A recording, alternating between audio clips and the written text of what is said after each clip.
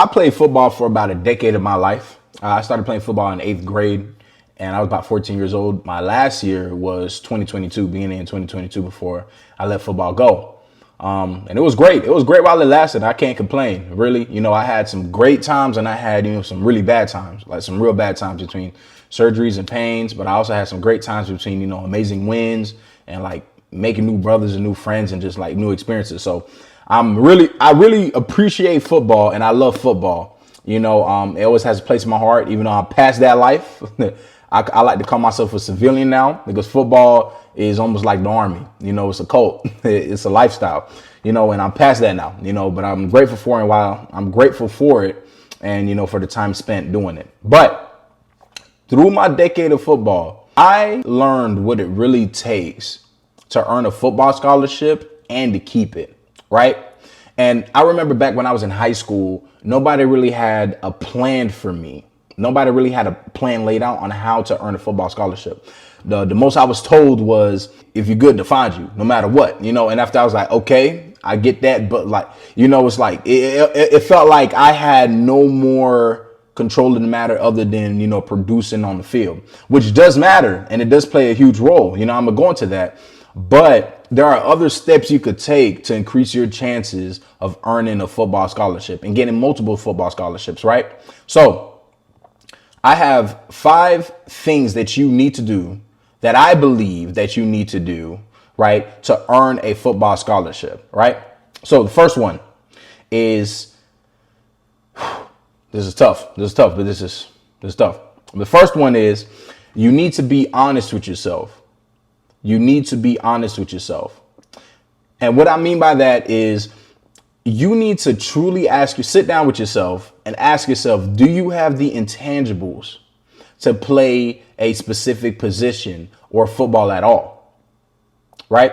Because I'm gonna be blunt, like, everybody is not a football player. Truthfully, everybody is not an athlete. And everybody is not good at every single sport they play. Why? Because of genetics. It's just the truth, right? And the steps that I have laid out honestly work because they've worked for me and they've worked for other people. I've had so many conversations with coaches and players. So these steps that I have laid out, they truly work. But fighting against the grain is not going to help you, right? These steps could work for you even if you don't have the intangibles, right? But they might not work that well. They could still work, but they might not work that well. So what I'm basically saying here is that do not fight against the grain. And this is just a life lesson, right?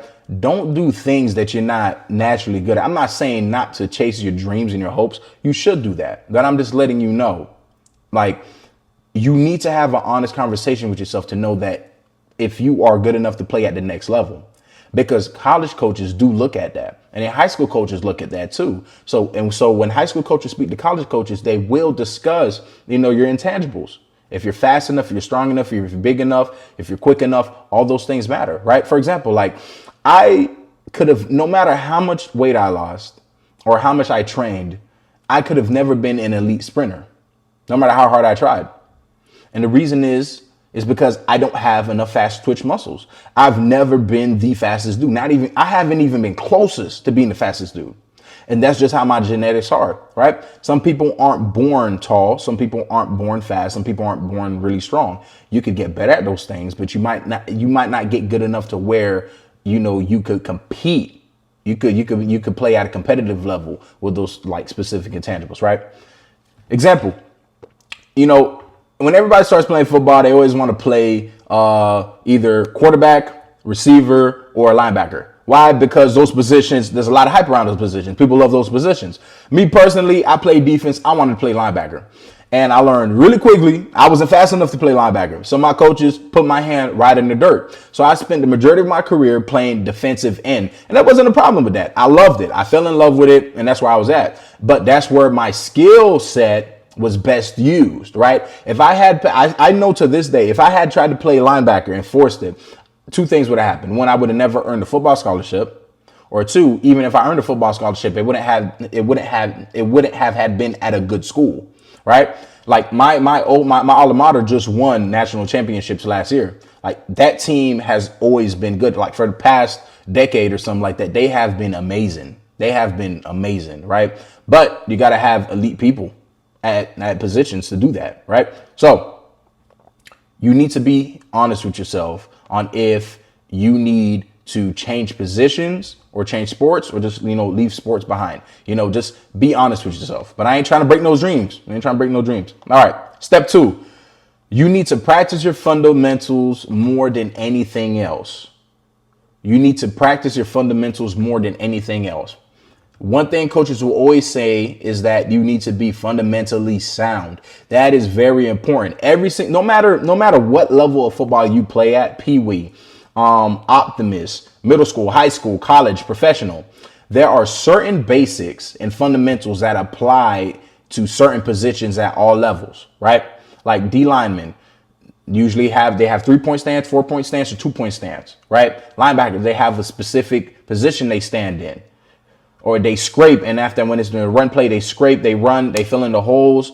You have cornerbacks. There's a specific way that they line up on people, and they use their hands. Like, there are certain fundamentals to every single position. That's the point I'm trying to make. And this is why I'm really bringing this up. Because, with social media, there has been so much hype around these crazy drills or all these crazy techniques, that people claim will make you a better football player. But as you move further down the line, and what I mean is like you go from middle school to high school to college and semi-pro and pro, you learn, and you hear a lot of professionals say this too, that, all that fancy stuff doesn't really matter. Like, what matters is that you're fundamentally sound, right? Because when you're fundamentally sound, that allows you to play so much faster, right? Players like coaches love to see a player who isn't green. A coach doesn't want to coach you on how to be in your stance. They want to coach you on the play. They want to coach you on what you could have did better, not on your stance, right? Like no D-line coach, no D-line coach that I ever had, at least, enjoyed teaching us how to get in our 3-point stance back and back and back, like doing it over and over and over again. If you are a person who is fundamentally sound and you study your fundamentals, I promise you, you will be a much better player for it. Right? Instead of focusing on all those crazy moves you see other players do or this and that like pros do, don't focus on that. I promise you, all of those pros are fundamentally sound. And because they were fundamentally sound, they built a strong foundation. Through time, they naturally, excelled and found those specific moves or specific things that work for him, right? For example, like Aaron Donald, everybody knows him for the club and swim, right? But he's fundamentally sound. That's what works for him. Von Miller, on the other hand, he don't club and swim. What he does that ghost. He's known for that, right? And you have other players, defensive ends, they're good with that long arm. They stick, right? So everybody has their own things. But one thing they all have in common is that they are fundamentally sound. You will be a much better player if you work on your fundamentals. Stick your hands out, getting off the ball, staying low. And I'm just talking about D-line, but all positions have fundamentals. So what I'm saying is figure out what those fundamentals are and rep them. It doesn't matter what level you're at, rep them. You will love yourself for it, and coaches will love you for it too. So step number 3, find where coaches shop around and put yourself up for sale. Let me repeat that again. Find where coaches shop around and put yourself up for sale. Come on. So let me tell you what I mean by that. Football, especially college football, but all football is a business. And like all business, there are markets, right? And in football, you have player markets. The two most common type of markets are player markets and coaching markets. Player markets where players get recruited and booted, and coaching market where players get where coaches get hired and fired, right? So, but we're just gonna talk about the players here. So you need to make sure that you are on the market for these coaches to find you. You need to find out where these coaches spend the majority of their time. And you need to go there if you want to be seen and have a chance of being recruited. And luckily, we actually have something like that. And it's called Twitter, right? When I was in high school, it was common knowledge that you need to create a Twitter account. All athletes, really, but especially football players, you need to create a football account, and you need to put your highlight film. You need to pin your highlight film, put your height, your weight, your graduation year, your GPA, all your coach's number, your number, all that important stuff within your Twitter header, right? And the reason you're doing that is because you want to make the college coach's job as easy as possible when it comes to finding you. You want him to be able, within 2 to 3 minutes, within looking at your page, decide if they want to give you a chance or not. You want to put everything in front of them that you can for them to make a decision on writing your name on the board on if you are going to be a potential recruit. That's what you want, right? And you need to be findable, because the truth is that college coaches don't have the time to visit every single school and visit every single player. So you need to make it, you need to help them out by putting yourself out there and making the information easy to access, right? Like, a college coach doesn't want to go on your Twitter page and see everything all over the place, and they have to do extra homework to look for your stuff. I'm pretty sure college coaches see that, and a lot of times they just go on to the next player. Unless if you're somebody that they heard about before and they really know about and that they want, they're not going to deal with that. They're not going to deal with that. But honestly, use Twitter to sell yourself. That is your football resume. Right? Upload pictures of you doing 225 for reps. Upload pictures for you sprinting and doing drills. Upload pictures of shortcuts, whatever it is, practice film, whatever it is. It doesn't matter. Upload stuff that makes you look good, because that is your resume. Make sure you have all that information in there. Twitter, if you want to be recruited for football by coaches, you want to make it easier, put yourself out there. Get on Twitter. Get on Twitter. Right? All right. So step 4.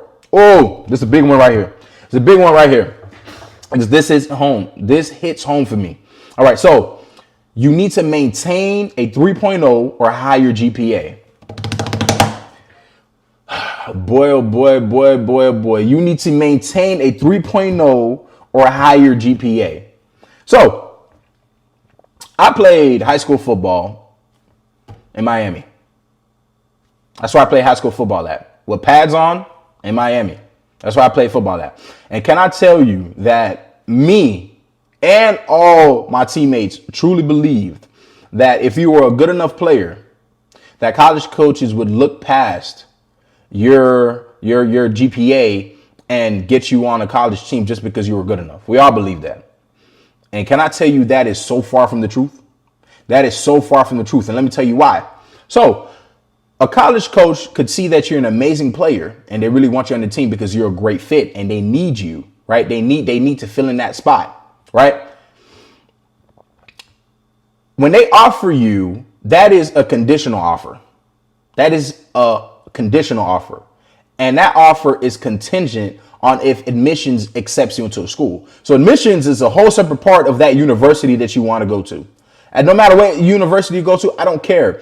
High school, middle school, college, whatever, everywhere has administrations, right? And admissions, right? Admissions decides if they're going to let you into the school or not. So even though if the college coach loves you, if admissions turns you down, you cannot play for that team. Why? Because you can't take classes there. If you can't take classes there, you are not NCAA eligible.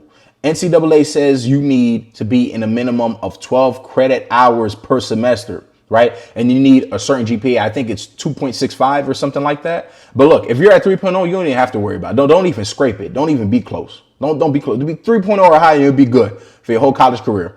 But NCAA has eligibility requirements, right? So even though if a coach loves you to death, if your GPA is not up to par, there is a good chance that admissions will just throw you out. They won't even accept you. And guess what? The coach has to give the offer to somebody else. Nobody's just going to let you into the school for no reason. Your GPA needs to be good. That's what I'm saying. So I remember back when I was a freshman, I went to Florida Tech. I started my football career, collegiate football career at Florida Tech before they shut down. I came in with about 3 or 4 freshmen from Miami, right? Our D-line was struggling at the time because we didn't have a nose. So one of the freshmen had the opportunity to start the majority of the year at nose, right? And he was a pretty good player. I'm gonna be honest. He had a bright future at that school. He was pretty solid. Can I tell you, next semester, spring semester, none of those 3 players were nowhere to be found. We searching up what's going on. Come to find out, the coaches kicked them off the team. Why? Because they had a 1 point something GPA or lower. And the coaches just told them not to come back. And I'm thinking to myself, why would a coach tell a player that started for the majority of the year, the majority of the season, not to come back? Because if your grades aren't right, you're useless to the team. Because if your GPA isn't up to par, if you're not enrolled in enough classes, you can't practice with the team. You can't play. You can't practice with the team. You can't lift with the team. You can't do anything with the team. Only thing you can do is really watch film, and you're useless to the coaches, and you're useless to the team. And coaches don't want to deal with that. So even though your GPA needs to be good in high school, it needs to stay good in college for you to be able to play, especially if you want to go to the next level. Like NCAA is not playing around. If you are not eligible, you will not practice and you will not play. And coaches are not going to take that risk for you because NCAA will find out. And when they do, right, the school's going to get punished. The football team's going to get punished. The coach is going to get punished. It's going to look bad on them. And coaches are not willing to look bad because a player doesn't want to take care of their classes. They're not going to do it. Right.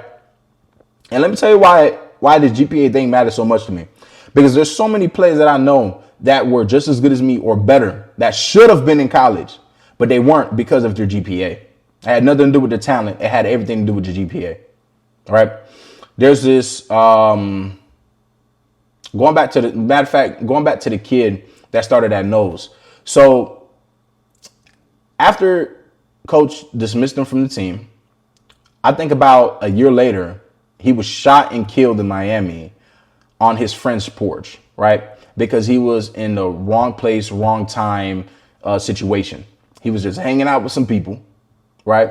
And I guess they did a drive-by and he caught a bullet. He caught a stray. And can I tell you that I truly believe to this day, I truly believe if he was still on that football team, he would have still been alive today. And he was a stand-up guy. He was a really cool dude. I actually knew him in high school personally because we played for the same team for a little bit of time. And then we played in college together. And he was a great guy. I know he wasn't living. He wasn't into that type of stuff. You know, he was in college. He played football. He was a cool dude. He was really laid back. But he was shot and killed back at home because he was with the wrong crowd. You know. But if he was in school, he probably would have still been alive, you know. Bless his heart, like rest in peace to him. All right, so step number 5, become a student of the game. Become a student of the game. Take courses, take workshops, watch workshops online, take classes around how football works, right? And let me tell you why. Because the more you know, the faster you play, right? When you become a student of the game, you understand why you do the things you do. You understand why your coaches do the things you do. You understand why your coaches run that specific defense. You understand why you're supposed to drop back in coverage, or you're supposed to go up this gap, you're supposed to do this, whatever. You understand the purpose of what you are doing. And when you understand why you're doing something, you know, it matters that much more to you. And you can play at a faster pace. You can just play faster because there's certain things you don't have to think about because you can react so much faster. And I'm telling you, do you know how amazing it'll look on your film if you are able to fly around? College coaches are going to love that. They're going to eat that up. They're going to be like, man, this is such a fast player. They're going to love that. And you want that for yourself. But to be able to do that, you need to become a student of the game. The more you understand, the faster you play. Then Luke Kuechly is a perfect example. Everybody knew him, at least when he was in the NFL, as a brainiac. He played so fast. You know, he was amazing. It's almost like he was able to predict the plays. Right. And that's why he made so much amazing plays. He made plays that some people probably, like the average linebacker, would never make. Right. And the reason is because he was a student of the game. Part of the reason why Tom Brady made it as far as he did, winning all these Super Bowls, because he was a student of the game. Right. Like, I remember back when I was a freshman. Right. So when I was a freshman in college, they pulled my red shirt. So I played. Right. But I didn't play on defense. I only played on special teams. And the reason was, And the reason was because I didn't understand the playbook. I just didn't. The playbook, personally, to me, was a really hard playbook, especially for a freshman. It's really complex. It was a great playbook, defensive playbook, but it was just really hard. So I didn't play that much, right? So best believe Christmas time, I got it to my books and I figured out that defense and what I was doing. So when I came back in the spring, I had a pretty good idea about what I had going on because I was going to spend 2 seasons, you know, not playing on the bench and just playing special teams. So I remember one play.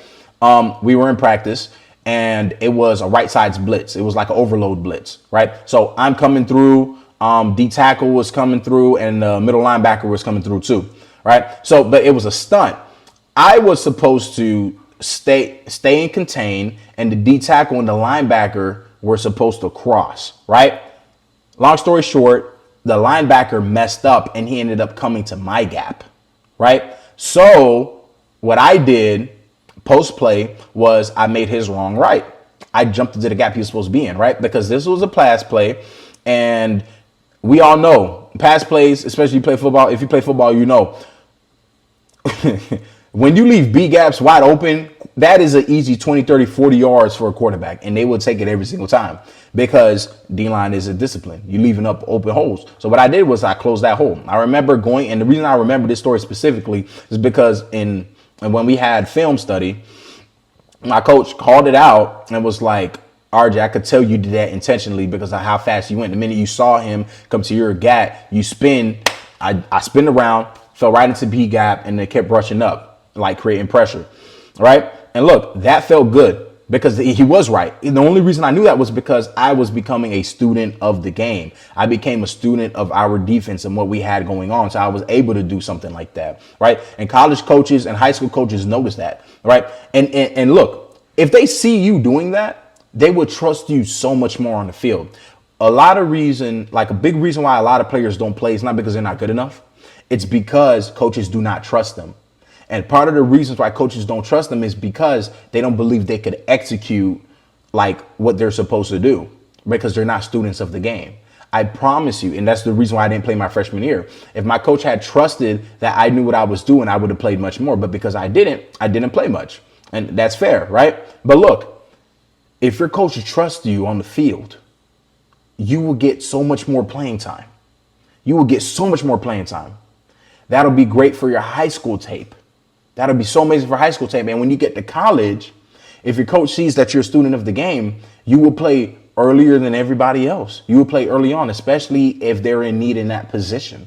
They will take a chance on you because they trust you. They trust you to do the right thing. It matters. So become a student of the game. So those are the 5 steps that I got from my 2 cents.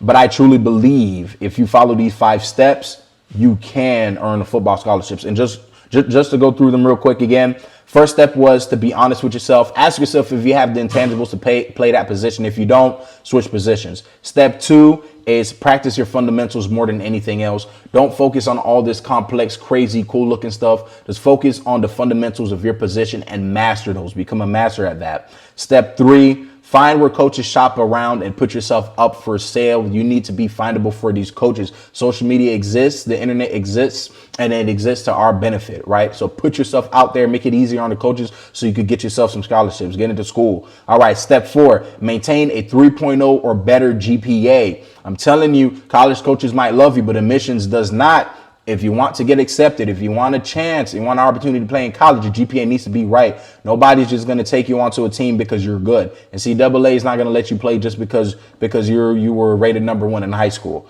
right? Or you were top rated in high school. You need to maintain a high GPA. Step 5 is you need to become a student of the game. The more you understand, the faster you play. The more you understand, the faster you play. All right.